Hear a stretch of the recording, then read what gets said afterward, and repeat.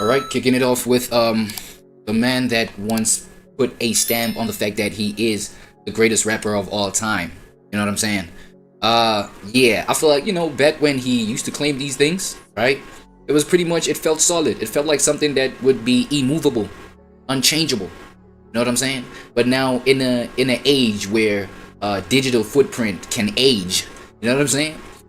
Y'all tell me, do y'all think the statements of him being the greatest rapper of all time, Lil Wayne that is, come on, we talking about Lil Wayne, by the way, do you think, you tell me whether it aged properly or it aged badly, right? The whole statement of him being a legend. Well, okay, legendary status, I don't think we can take that away from the man, but I'm not gonna lie, whatever he went through, I mean, that biggest experience that brought significant transformation in Wayne's journey. You know what I'm saying? His whole little thing with the record label he was signed with, that whole thing, I think it changed a lot of people's POV on Wayne, right? Let's see how that turned out. I'm just mad reactive, but my heart ain't with the drill shit. Can't wait to grow out of this rip that is sweet as honey and peaches to me. Free the magazine to dump on enemies, cause buddy, you can't do me wrong, then live to tell the reasons. I mean, this shit ain't sweet pea till like humble me from the sea, yeah. Mercurial blood vessels, my skin do shine. Have to look at the positives as well. Drake, being from Canada, broke a lot of records that Canadian rappers had never really seen, right? I mean, not to get on too far of a tangent here, but before Drake, it was Cardinal Offishall who had the highest charting song in the US from a Canadian rapper of all time, and Drake, within his second year in the game, pretty much beat that record. And then of course he never looked back. Yo, shout out to all the 12-year-olds in the building. What's up? Damn. And just like Nicki, who I feel like helped. What was that about? Wait, that's AI, right? Wait, that's AI, right? Helped female MCs be taken more seriously as a whole. Yo, shout out to all the 12-year-olds in the building. What's up? And just like Nicki, who I feel like helped female MCs be taken more seriously as a whole, I feel like Drake definitely helped Canada be taken more seriously as a whole as well, right? I mean, don't forget, he also gave us The Weeknd and Party Next Door. Who knows where they would be if Drake hadn't, taken a lot of their music and put it on his own albums early on in their careers. Spicy. Alright guys, so very long tangent, all just to say that I do think Young Money was definitely a net positive on music as a whole. And that was, of course, all conceived and executed by Lil Wayne. And it's here again when I'm talking about, after Wayne's prime. During Wayne's prime, I'll defend it every day that there was a lot of positive messaging within his music. After his prime, I think you have to dig deeper into the influence that he had on the game to really see where he did truly have his positive impact. So that's kind of what we're doing here. Because you also have to look at the fact that once Wayne kind of, I don't want to say fell off, because still, again, as an MC, technically he's still an incredible lyricist, but again, once he really kind of came home from Rikers Island, kind of got a lot more sheltered, rich, you could kind of start saying the substance wasn't as prevalent in the music at that point. What up, though? Hello, Easy, welcome home. And I'm a blunt blowing, polo draw showing. But at that same point, you can't take away from the positive impact. Damn, I thought that voice was AI, bro. He really was generating that voice off of his own self. Crazy impact that Wayne had during this period, right? I mean, every great of the generation after Wayne took something from him. Future, you're not going to tell me that Future's sound wasn't an evolution of a blueprint that Wayne created? Then on the complete opposite end of the spectrum, you had guys like Mac Miller, legendary, rest in peace. He had said that in 2012 he wanted Wayne, this is again Wayne after his prime, when you're getting a lot of P-word talk. Mac Miller specifically wanted him on a song where Wayne wasn't just, talking his crap, but instead getting introspective, because Mac said that his favorite type of Wayne was that introspective, deep, emotional Wayne. Oh, and I saw, oh my god, there it is again. I see Corday, bro, got a version of Wayne. What do you think, what version of Wayne do you think he got? Right? Yeah, tapped out, aloof Wayne. So, like I told you, think it feels the same as, told you guys before in this video, if you were following Wayne's career very closely, you were a real diehard fan of his, then you were well aware that there were plenty songs in his catalog full of substance. You know, I've Of never course. been one for features. Like, I've never had that on my project. That's never been a part of my career, is cosigns and things like that. But I remember just being like, yo, this project, like, I really want Wayne on it. I was like, I just want him on it. Like, I just think that me and him would make a dope song. And, like, Is that Delusional I Thomas? didn't want to get him on some, like, you know, swag shit, like, with him, like, just rapping and talking shit and stunting. Like, my favorite Wayne is, like, introspective Wayne, you know? It's, like, talking about some shit. But no matter how deep he goes, or just, like, him slowing down for a little bit and just, like, talking. So I was like, I need to do a jam like that. So I'm making a song, and I'm like, this is perfect for him. And it wasn't just rappers from the later generation. You had rappers that came before Wayne, like Eminem, who had said that Wayne's verses on Mona Lisa, which is a song, again, released like 5-6 years past his prime, deserved to be in the Hall of Fame for some of the greatest verses of all time. Never got a chance to tell you, but yo, Mona Lisa, Yeah. your 2 verses on that shit gotta be like, it's gotta be like one of the like top 5 verses of all time. It's definitely an art to this, and man, you got it mastered, and you've Likewise. I mean, man. you've had it mastered, but Man, like, likewise, man. What about what Andre 3000 had to say about Wayne? The rap game has to save itself. Everybody's saving it. People like Lil Wayne are saving it. He's bringing energy to it. And in terms of Wayne saving hip-hop, like Andre 3000 said, I think that's no more evident than the influence that he had on the next generation. I mean, you had guys like A$AP Rocky saying, On a lot of generations. Right? A multi-generation. are we forgetting that Wayne made everyone switch up their flow and start using the E's and the R's, like I'm irregular, segular? Like, come on, are we forgetting that Wayne changed hip-hop too? Are we forgetting that he made all these mother effers want to have tattoos? Are we forgetting that? This is the guy who went from being the underdog in his crew to saving his company and Yeah, he did trailblaze the whole face tat thing, man. Yeah, no, that one was clearly Wayne, facts. saving his daddy, Birdman. I'm not a effing Lil Wayne D-Rider. I'm just speaking facts. Wayne is one of the greatest of all time. You also had Big Sean say that Lil Wayne changed the game and isn't just someone that he listened to heavily or viewed as a rap legend, but also someone that you gotta look up to. Chance the Rapper said Lil Wayne is probably the biggest reason why I'm even rapping right now. Then you got a All the completely really different sweets. style of artist in Chief Keef, who had said that he had quote unquote never had the words like Lil Wayne, but he always said his whole life that he was gonna be just like Wayne. What up, though? Isaiah Rashad lists Wayne as one of his greatest influences. J. Cole was studying Wayne before his prime in the 03 squad updates. Jay Electronica was flabbergasted at the whole game becoming Wayne clones. Kanye West called Lil Wayne the #1 rapper in the world on multiple occasions and praised his work ethic. That was another massively positive inspiration that I feel like Wayne brought to the game, even years removed from his prime, even to this day, was that insane drive that he had to continue going, to continue getting better technically as an MC. That work ethic to put out mixtape after mixtape, that drive was not lost on any of your favorite rappers, including Kendrick Lamar, who literally has an entire early mixtape completely dedicated to remixing Lil Wayne's The Carter 3, from the album cover to the actual instrumentals to the flows and cadences and voices that he's using on there. I mean, I don't need to dive too deep into it because I'm sure if you guys have been following the channel, you've seen how many times Kendrick Lamar has spoken incredibly highly of Wayne, literally saying, I would say I was influenced by a certain sound and flow and cadence that Wayne... Bro, I remember, nigga, Kendrick Lamar, they come from a point where I think it was J-Rock, the #1 artist that TDE was pushing at the time. Right, J-Rock, he was the one who was meant to have the feature with Wayne.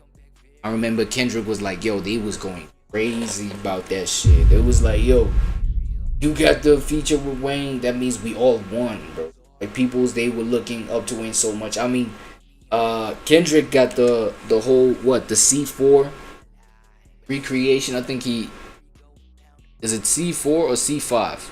I think it was from the C4, and he titled his C5, right? Kendrick, right? He had the similar cover art to it, the same way Wayne had the cover art. Like, Wayne, bro, I feel like it's a whole bunch of artists that you wouldn't think were influenced by Wayne being influenced by Wayne.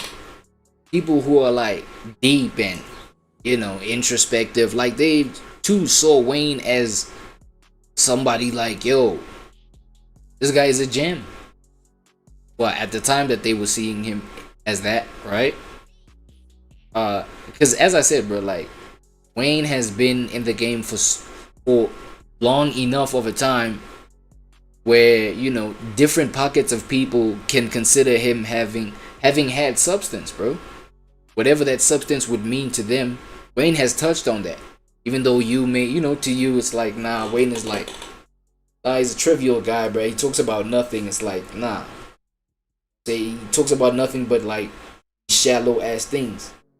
You know what I'm saying? You see it as that, but how he delivers it, like, you know, it may speak to somebody who, you know, your favorite rapper who may be deep as fuck right now. But, you know, they got something from Wayne. You know what I'm saying? So I feel like for the most part, we're just here gathered to understand the disrespect that's unwarranted that Wayne is actually, you know, having to undergo these days. This is crazy. Wayne brought to the game. Lil Wayne is a legend. People forget a lot of the work he put in. What he's done for hip-hop culture is phenomenal. This was K-Dot saying this. One of the most influential artists of this generation, and he's still hungry. KRS-One called Wayne the greatest rapper of all time. And KRS-One, and he's another OG of old, like a legend of old. And this is like underground type rap, right? Kweli spoke directly to the lack of substance narrative that has been floating around really now for like almost 2 decades, right? What's crazy is in 2008, during Wayne's prime, you could go on YouTube and find people saying the same thing that they're saying about Wayne today. And Talib Kweli, who is probably known first and foremost for the substance and message he brings behind his music, he was even defending Wayne's pen, saying, I don't care what nobody said, that guy studies hip-hop. If he didn't, he wouldn't have Kanye West on his album. He wouldn't have signed Corey Guns. He wouldn't have came up to me. Damn, another thing, he has worked with the entire hip-hop industry, right? Almost. With everybody. He's worked with everybody. Huh. Me and say, Kweli, I F with you. And he wouldn't have done a song called... He got a song with YoungBoy? Like, I'm literally looking at the videos that, you know, my algorithm is suggesting to me, and I'm thinking like, yo, he's collaborated with this guy, right? He's collaborated with this guy. Wait, does he have a feature with Joe Budden? YoungBoy, I'm seeing YoungBoy. I'm like, he has a feature with Triple X and Tentacion. Wait, let me find out if he has a feature with. Bro, if he has features with these two guys that I'm about to like confirm, Wayne worked with the whole game. That's a fact. Hey there, Sizway. Yeah, co-pilot. Does Lil Wayne have a feature with Joe Budden? Lil Wayne does not have a feature with Joe Budden. Oh, While Joe Budden has commented on Lil Wayne's recent album and discussed it on his podcast, there's no collaboration or track where they perform together. I'm tripping. I had to go back. I get it. I had to go back. Okay, so he doesn't have. He's never worked with Joe Budden. Who's the other cat? I'm tripping. I had to go back. Who's the other cat? YB. See if he's worked with YB. Hey there, Sizway. Yeah, co-pilot, has Lil Wayne ever worked with NBA YoungBoy? Yes, they have. Oh. Lil Wayne worked with NBA YoungBoy on a track called My Window, which was released in 2020. The song is part of NBA YoungBoy's album Top, and it even went platinum. Alright, cool. So, okay, he's worked with YB. Okay, let's go and chalk it up to the fact that he's worked with literally 99.9999999% of the game, right? Dr. Carter, again, the same he's song been I mentioned around before, which is one of the greatest songs I have ever heard. Any MCs in the house, if you have not made a record as dope as Dr. Carter, shut the F up when you're talking about Wayne. Any MCs in the house, if you ever said a line as dope as Real G's move in silence like lasagna, shut the F up talking about Wayne. Okay, so I think that's enough, evidence to prove that while hip-hop fans might not want to acknowledge it, the foundational artists of the genre have all embraced Wayne as having not just an immense influence, but also a positive influence on hip-hop. And I didn't even get to like the late 2010 rappers, right? Like that whole crop of artists who really were direct Wayne clones. Everyone from Young Thug to Trippie Redd to Lil Uzi, Gunna, Lil Baby, Playboy Cardi, NBA Youngboy. Like, come on, guys, what are we doing here? What up, though? One time way back, I was talking about you in the interview, and I said I know Lil Wayne inspired him. Yeah. You know how people take it the wrong way. I never meant it disrespectful. You know, when I see you, I show you nothing but love. We Rock Nation, we family. Well, of course, bro. You already know. You know, you're a great influencer. I look up to you, bro. I saw you every day on TV when I was growing up. That was like every day. So, of course, I never took that as any offense or any disrespect. Honestly, if you want me to be honest, like, look at me. Look at me. Like, that's honestly an honor for you to say something. I look like Lil Wayne. Look at me. Like that. I get it. I'm giving that. Like, it is that. So it's just like, what can I say? Like, what can I say about that? Like, it's look at me, bro. Just look at me and what you see.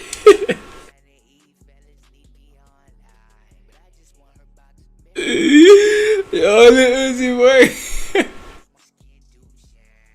You can tell this nigga was training his whole life to be like, he's like, nigga, look at me. Like, bruv, look at me, bro. It's nothing you can say, but like, I can, like, he's almost giving, like, yo, saying, bro, I can argue against being influenced by Wayne, but bro, look at me, bro. Like, look at, like, the look is not even gonna save me. My look would not save me if I tried to attempt to argue against the fact that Wayne might have influenced me. I don't even gotta say shit, bro. Like, you see it. You know what I'm saying? Yo, you see it. Bro, look at me, bro. I'm giving that. Like, it is that. Giving just that, like, like, what can I say? Like, what can I say about that? Like, it's look at me, bro. Surrender, just look at me. look What at you see. I learned Lil Wayne. I wanted to be Lil Wayne.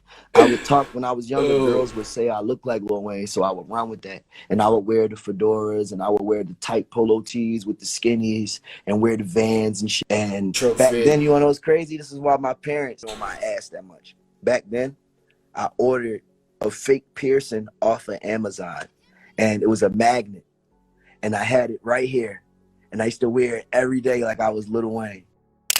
And look, like, you could kind of say this is off topic, like, oh, yes, Rapaholics, we get it, you like Lil Wayne, and so do all these other artists, and they took a lot of influence from him. It doesn't mean that his music was majority positive. And again, to keep playing devil's advocate, you could say, okay, maybe it wasn't Wayne's, subject matter that influenced a Kendrick Lamar to really dive deep into societal, political, and personal issues. Yeah. Maybe you could say the same for Drake. Maybe he was inspired to do that from Kanye West, right? Maybe you could say that, a lot of the guys who Wayne directly influenced actually brought a net negative to the genre, like a Young Thug or Lil Uzi or Gunna, if you want to talk about, them kind of ushering in that mumble rap sort of sound. I would disagree, but, there are people out there who say that, the influence that Wayne brought, while it was immense, it wasn't necessarily positive. And you know what? Fine. If that's what you want to believe, that's all right. But don't forget that we have only been taking a look at everything surrounding Wayne's career and his music from like 2011, 2012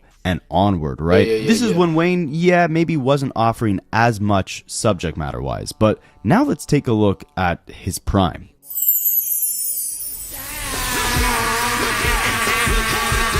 Hey, like this one, Rapaholics. What's your obsession with this sound, with this effect right here? Let's take a look actually at the tail end of his prime. The final track off his magnum opus, the Carter 3. Yeah, I know some people will say the Carter 2 is better. It's up for debate, but that's a story for another video. See, I think if Wayne was on social media and actually did see any of the discourse surrounding his name right now, his response would be the outro that he performed on the outro track of the Carter 3, Don't Get It. See, going back to that story, I told you guys earlier in this video how, the first CD I bought was the Carter 2. From there, I was following Wayne religiously. He wasn't my introduction to hip-hop, but he was the first artist that I really felt like that deep, I guess, attachment to. That kind of sounds a little funky to say, but you guys know what I mean, right? Like, the internet was on the rise at this time. Lil Wayne had all these leaked records. Everybody was on Wayne, bro. Everybody was on Wayne. Leaked mixtapes, crazy feature runs. He's everywhere on the radio and on the internet. So like I'm witnessing this as a kid, right, in awe. I don't even think I had Wi-Fi at the time. It was like an Ethernet cable plugged into a computer that you then had to like plug in your iPod like to sync into the computer with iTunes to download your songs. It was like a whole mess.